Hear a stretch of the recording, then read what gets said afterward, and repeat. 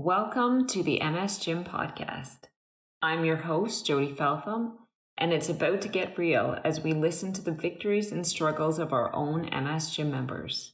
So let's dive in. Hello, MS Gym family. I am so excited for our podcast today. This is the first podcast that I've done with multiple members, and it is a total international community today.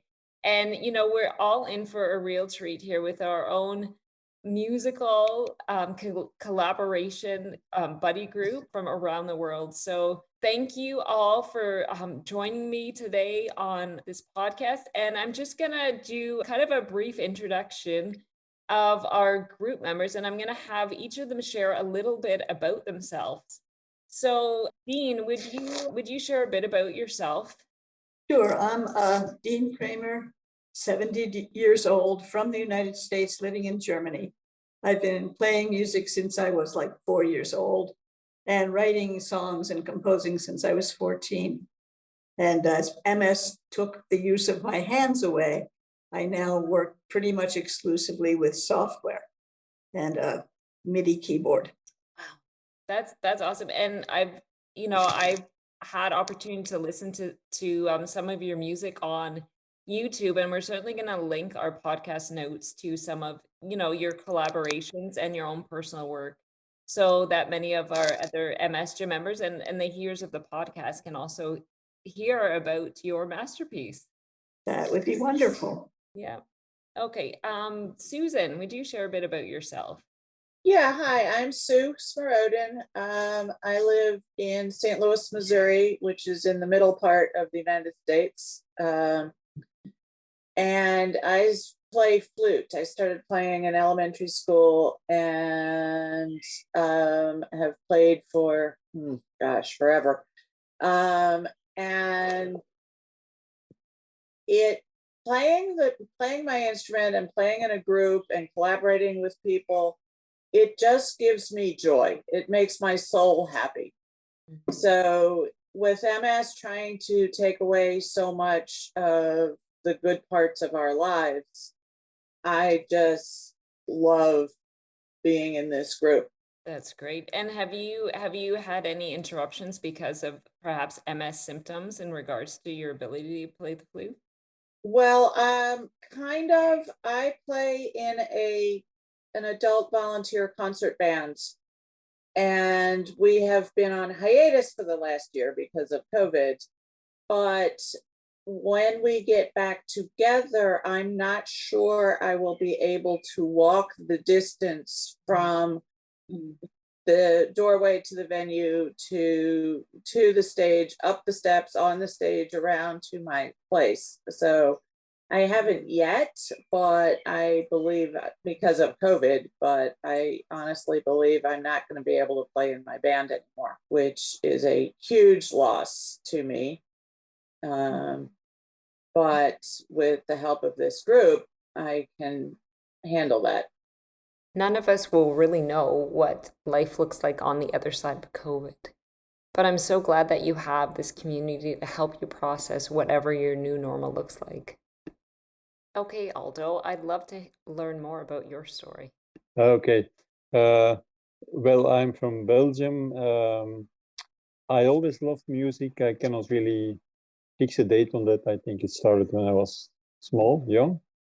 I first studied the flute, but then I started studying philosophy. I almost stopped playing the flute, not because of MS, in fact, just because, I was a bit all or nothing, I think. I mean, it never was good enough for me, and that's why I decided in the end to stop it.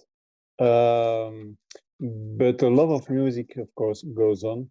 I also sang in a lot of choirs, and that also stopped because of MS, in fact, because of getting to a place became very difficult.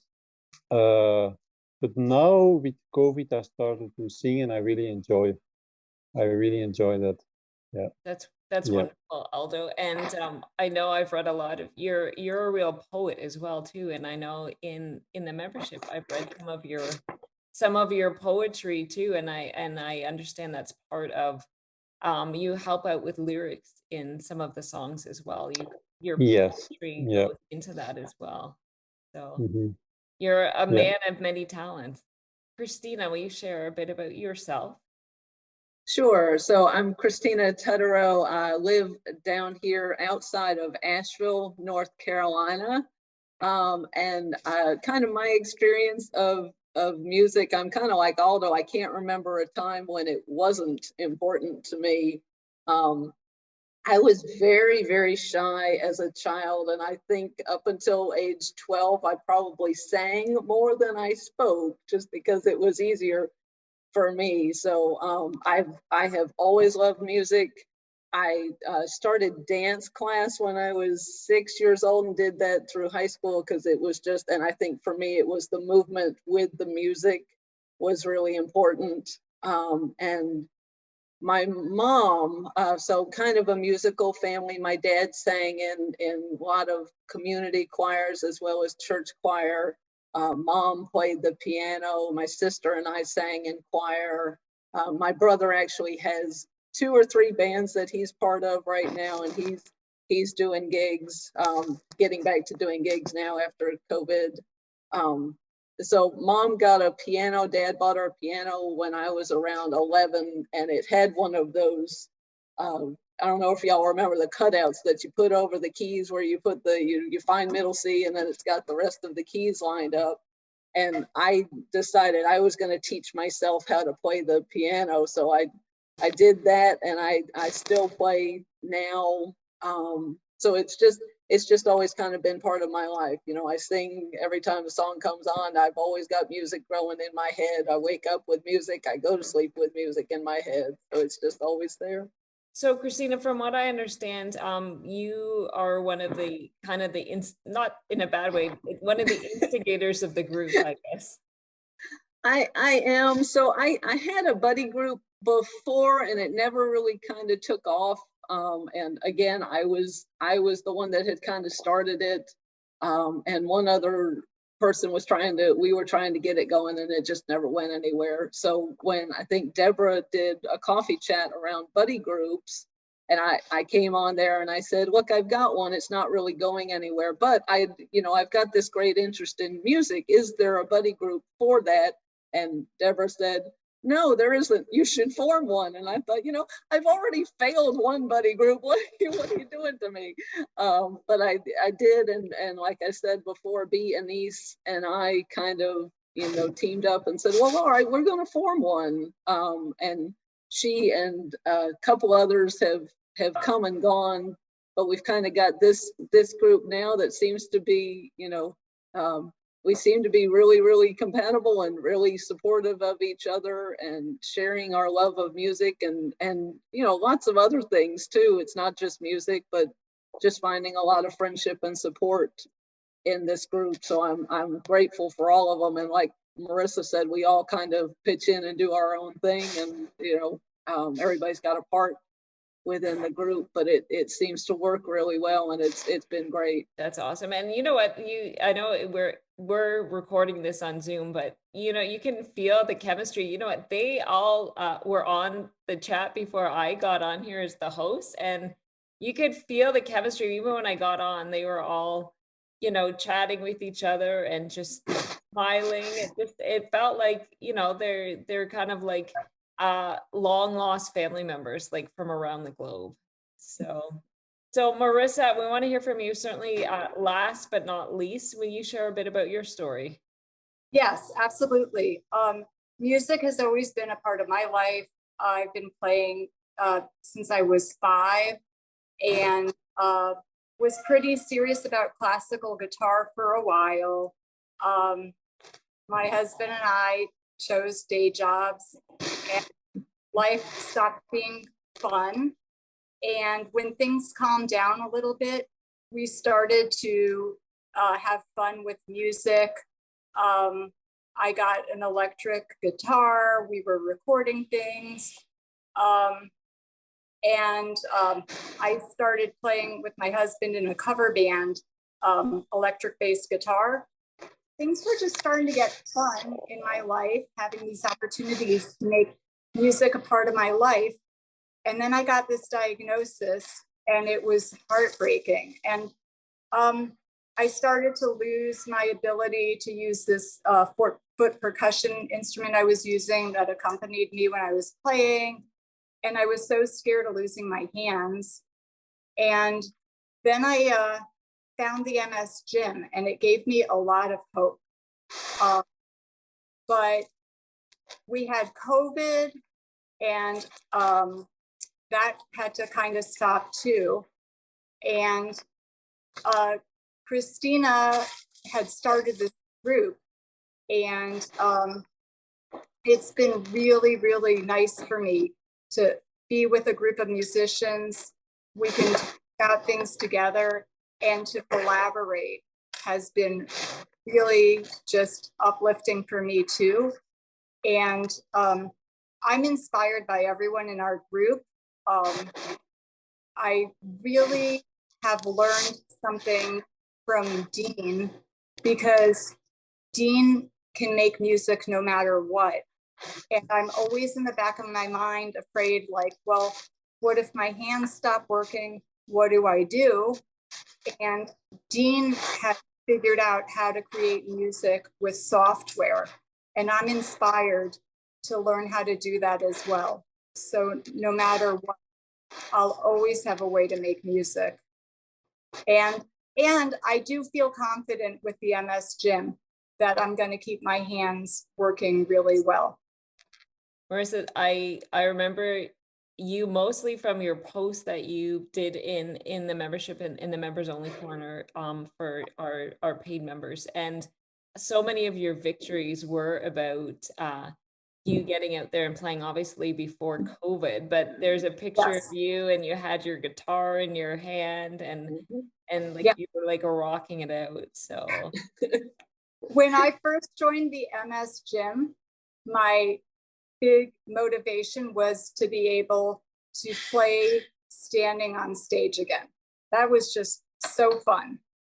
And I could do a song standing, but now I'm seeing really just being able to play my instrument is so key.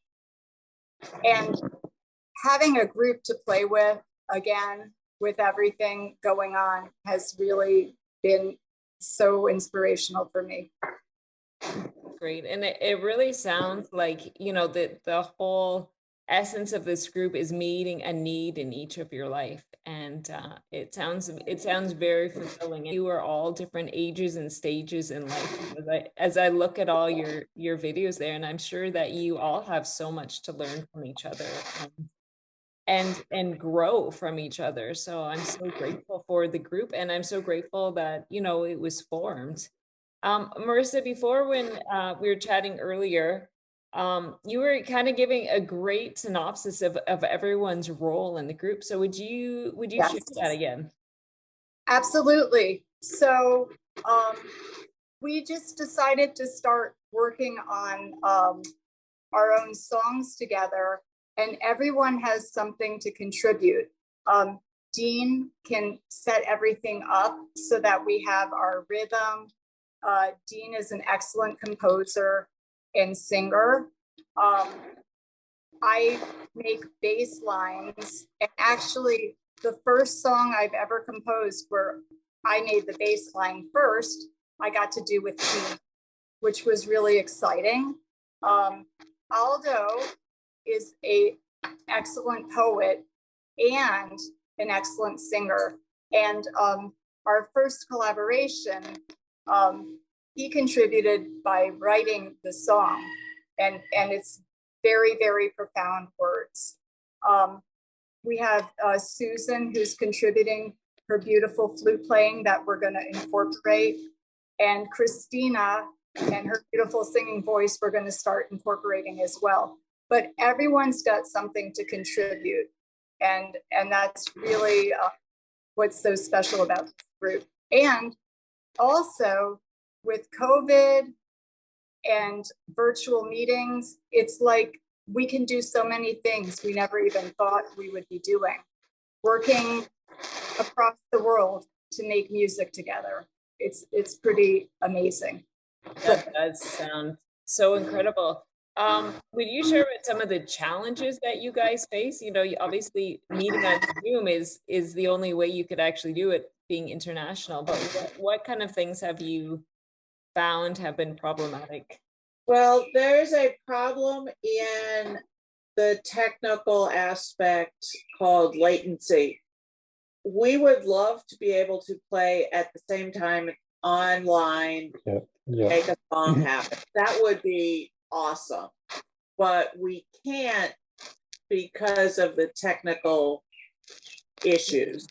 And so I feel like if once I don't know, once Zoom or whatever Facebook video solves that, we're just gonna be everywhere. So what latency is basically is that when you say something out loud, you hear it when you're saying it. But with latency, you're a couple seconds behind hearing it. So you go to sing a song, and the song that you hear in your ears is not what comes across on the internet. It's a couple seconds delay, and that means you're not together. So we can't all play together at the same time. The first song we did, I guess I wrote the music and Aldo wrote the lyrics, and then Marissa composed the bass line, and I based the music on her bass line. Usually bass line comes in second, but I love bass guitar. Then she plays a super bass guitar. So Thanks. that's how that started. And then Aldo came with the lyric, and we put the pieces together. So he recorded his singing. I recorded the music with Marissa's bass line plugged in, and then Aldo recorded his voice. And then we just edited piece by piece until we built the song up layer upon layer. And so that was the first song we did as a collaboration, was basically the three of us. How do you decide on the words or lyrics you're going to use in your music? Some of the best songs have been based on poems, like White Room by Cream was based on a poem. So poetry is really important to music too. And Aldo, you have obviously a lot of life experience and life experience living with MS, and so I'm sure that that's incorporated into your lyrics too, right? Like it has a lot of impact too, because you know some of the most beautiful songs and poems and lyrics are based out of struggle and about overcoming things, and it has a lot more impact, you know, than perhaps some of the music you'd hear on mainstream, which is about, you know, drinking or dating. Obviously, you know, the lyrics that you put out have deep meaning and can, you know, across the boundaries of globe and to kind of human experience and human suffering and human Yeah, as well. yeah, but Well, that, the lyrics that he wrote for the song that we did record, the Gravity song, had nothing to do with dating or drinking. no, true. Yes. He touched on neuroplasticity in his poem, and I thought that was so interesting. Yeah, I did. Yeah. That in such a beautiful way. Don't fight, bend the light. My comment was just saying that you guys offer something different and something Yes. that can inspire the world, whereas it's, you know, same thing like on the music radio, it's all the same stuff and there's nothing inspiring about it at all, but what you guys are putting out and just the whole concept of your group is inspiring despite distance, despite challenges, technology, health, all these things that you guys have found a way to take each of your talents and collaborate them together into create music that not only, you know, is great for other people to listen to and be inspired by, but also it obviously fills each a need for yourselves, and it has a lot of meaning and purpose in your own life. And so I think that is such a great thing, because I know, you know, living with a chronic illness, living with MS, we're so often faced by all the things that we can't do. And then to have this group with people that understand those things, and you each seem to spur each other on to to say, you know what, I have challenges, but look at what I can do, and look at what I can offer, you know, to the world and to each member in my family. So I think that's totally, it's very inspiring, and it must be very deeply fulfilling for each of you. I am so appreciative of having this group, of having the MS gym, the support I get from my buddies. When we had our lockdown, it was like everything was here anyway. I had a way to work with other people, to communicate, to exercise.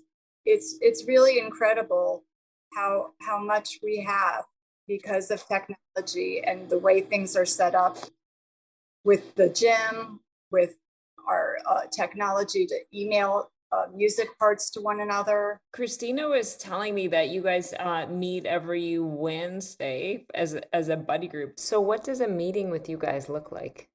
One of the things I really love about this group, in addition to all the stuff that we've been talking about, all the music and how music heals your soul and all that good stuff, so many people with MS talk right about the isolation and the loneliness, and we have each other. I mean, we have become a very close bunch of friends. I will say the one thing that I have really appreciated about this group is that even though I kind of founded it, that everybody has kind of stepped up and taken their own role. And like we've all said, Marissa is the one that keeps us going and calls us every week. I always look forward to Wednesday 6:30. Yeah. I mean, to the time of our meeting. It's really something that I Definitely. Our meetings are very stream of consciousness. Yeah. We might start out talking about a particular piece of music, and then somebody remembers a composer from some other time in history, and he pronounced a word funny, so let's talk about the word for a while, and then from that word somebody remembers a group that did something that had to do with it. It's just, we just go all over. It's great. It's also a very female group. I mean, we chatted from one thing to the other, and it's not always we're not totally focused on tasks. That's not. not at all. We may do that when we're not together. Marissa may focus on learning a bass line. Aldo may focus on what he's writing or singing. Yeah, right. That's true. Focus on putting something together, but when we're together in the room, we're just like all over the place. Yeah. And the group kind of continues. I mean, I'm getting messages all the time. I wake up, and of course, since we're international, they come in and I wake up in the morning and I'm like, oh, people have been messaging overnight, but it's the work just kind of continues past that Wednesday. So it's not we meet once a week on Wednesday. It's we are a group, and we just kind of continue the conversation after we hang up, or we get off our phones. We just keep talking. So and the many things we put up on Messenger are often very interesting. I mean, I learn new music, new groups, new bands that I never heard about via you people. So that's also very nice that we share many things in Messenger. Or Aldo knows a lot of classical music, a lot about singing techniques. Reading and singing, yes. Aldo has reference to so many articles and books about breathing, and that's just awesome. But many things that I learned only during COVID. In fact, in the lockdown, I started to sing again, and I found really very good singing coaches online, and it started to intrigue me. So it's a nice world. So it sounds like you guys are all basically on your videos, you're all in your home, but you really all should have like pom-poms, because it sounds like you guys are all each other's cheerleader. Like one person talks and then everyone comes around and praises that person for what they do and what they contribute, and then you just keep going from one person to another. So it's like you guys have this family of cheerleaders, and I think it's great, and I think it's so encouraging. And it really does feel like a family, like just the way you guys talk and you banter and you joke with each other. I think the only thing really missing from that is a meal that you can all sit around Oh a yeah, table and yeah. eat together. So I'm sure that would be an incredible meal yeah, from yeah. German and Belgium and The only different reason parts of the States. That would be a tasty the meal. only reason I want to step out is because I feel hungry. Yeah, That's most of the time when I go. yeah, we babble on so much that Aldo has to leave to make his supper. How did each of you find the MS Gym? I can go first because mine's real short. I came across, I guess it was on Facebook, a video of Coach T talking about massaging your hand if you're having hand problems and how you could get your hand to relax and open and be functional. And I said, oh, that's not true. Come on. So I tried what he suggested you try, which had to do with putting your thumb on that meaty part of where your thumb comes out and massaging that for a while. I did that for a while, and I massaged the other parts, he said. And the next thing I knew, my hand opened up. It just opened up. I mean, Miracle. It That's was. a miracle. I was so Yeah, impressed that I immediately joined the MS Gym. yeah. Okay. It's good Well, to know. I had a fall in 2017 and fractured part of my pelvis, and that was kind of the instigation for the full on MS. Before that I was up and walking. I was actually still hiking a little bit. And I just could not get back up, and they sent me to physical therapy, kind of the traditional physical therapy. And even after I got diagnosed with MS, the physical therapy didn't change. I went to Mayo Clinic before and had been doing PT and went back afterwards and said, I've been diagnosed with MS, and nothing changed. And I thought, and this isn't helping me. I come in and I leave the same way I'm coming in the door. And so I just remember sitting down and Googling and looking for, okay, exercise specific for MS. And I stumbled on Trevor and went, okay, well, let's try this for a while. And I think it was kind of similar to Dean that, I don't know how this is going to be different, but, it started making a difference. And I went, okay, so I'm in, this is my course. This is how I'm getting back up. Yeah. I think my story is pretty similar to Christina. Also went via a physical therapist. And I remember I asked him whether he had no advice to walk. And he simply said, no, I cannot help you with walking. A physical therapist who cannot help me with these basic things. And then I started searching on the internet, and I think that's how I found Trevor. I think I just found it on Facebook. I follow a couple of MS posts on Facebook. And so I saw it one day and I was like, well, that sounds interesting, but I didn't do anything with it. And because of how Facebook works, it then disappeared from me for, a while. And I was like, I wish because I always done exercise classes when my kids were little, and pregnancy and postpartum. I was always working out. And I had also done a fair bit of physical therapy, and didn't feel like it was really addressing my MS stuff. But then one night I was just looking at killing time at Facebook, and there it was. And so that's like, I found it again. I have to jump on it. So started following it and did the free group for a while. And then it was like, yeah, I want the full blown. For me, honestly, the thing that sold me was watching Trevor giving a motivational speech, and the way he said at the end, I love you guys. And I knew he meant it. It was like he actually really, really did care about us. And at that time, I had such a sense of shame about maybe I was going to need it to use a walker, and watching Trevor wheel that thing around like a rock star, he made it look so cool. He did. It gave me that confidence.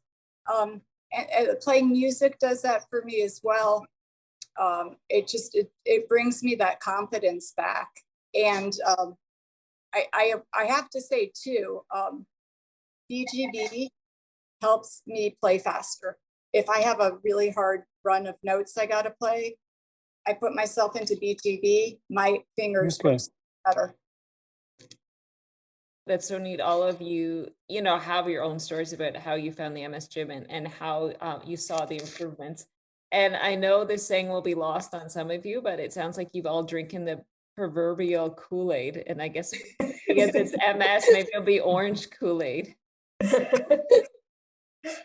But in a good way this time. Yes, That's right. definitely a good way. Orange is my favorite flavor. So Okay, that's good. picking one. That's good. So what would you say to someone who is, we've talked about a few different things about, how your group has meant a lot, isolation, obviously with COVID and, COVID living with MS.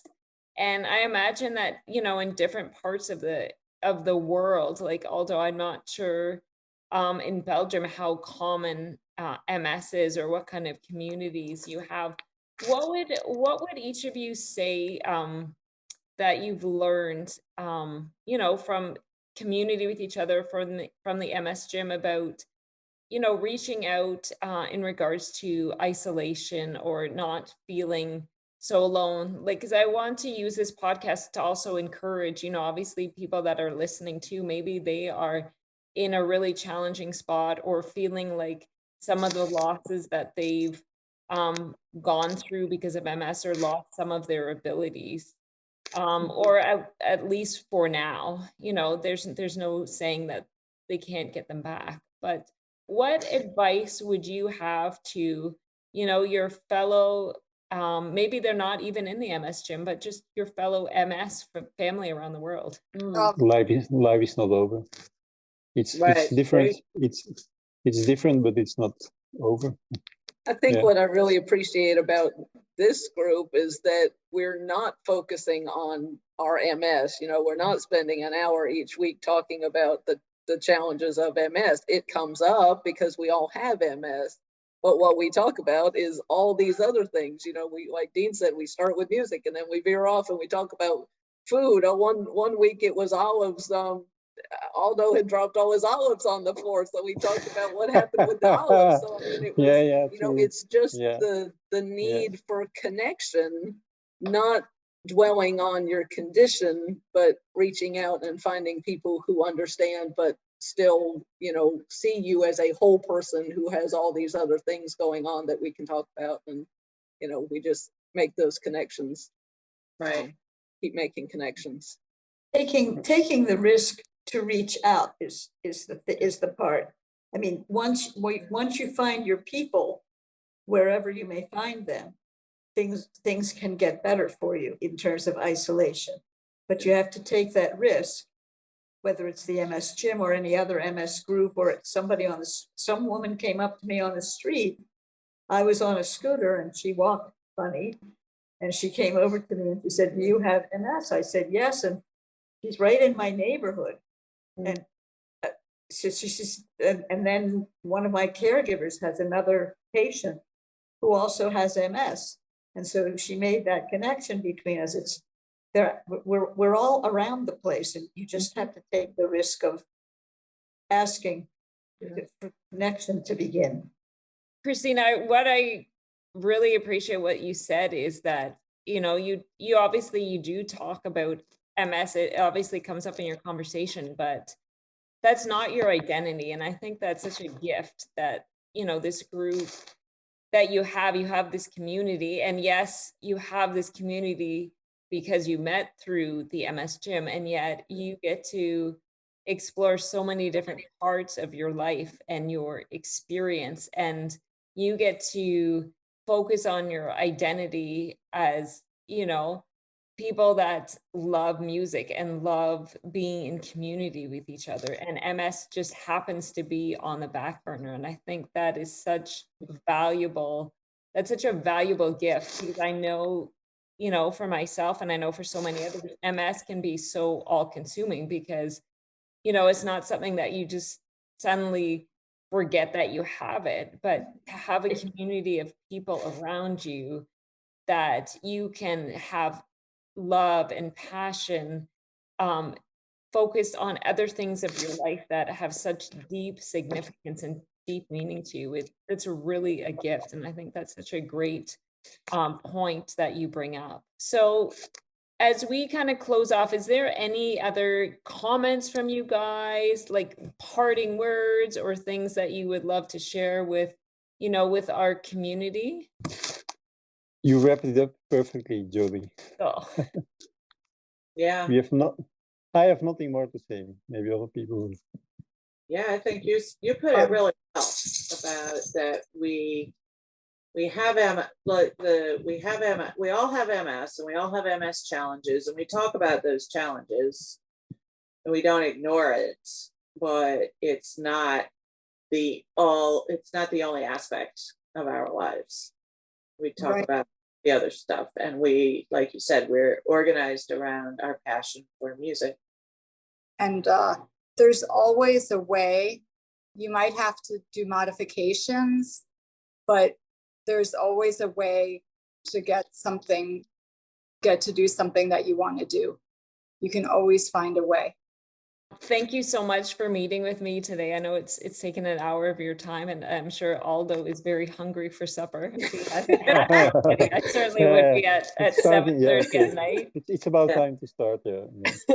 So thank you True. so much. And, like most of us, I don't know that any of us have ever chatted before, but it's so wonderful. Like from the bottom of my heart, it's so wonderful to meet each of you, because, it's over Zoom, but I have a feeling that many of us will never get to meet in person. But it's so wonderful to hear your heart and to hear your passion, and to hear the life that each of you has in you, and for the light and inspiration that you want to share with each other and to share with the world. So thank you so much for meeting with me today, and I look forward to hearing more of your music. And like I said, I will link some of the YouTube videos to the podcast, so other family members, MS Gym family members, can enjoy your music as well. Thank you so much. Yeah. Wonderful. Thank you. I really Thank appreciate you. it. It was great Yeah. to talk to you. Yeah. Thank you so much for setting us up. Do you want to give a voice to your own story or learn more about the MS Gym? You can check us out at themsgym.com.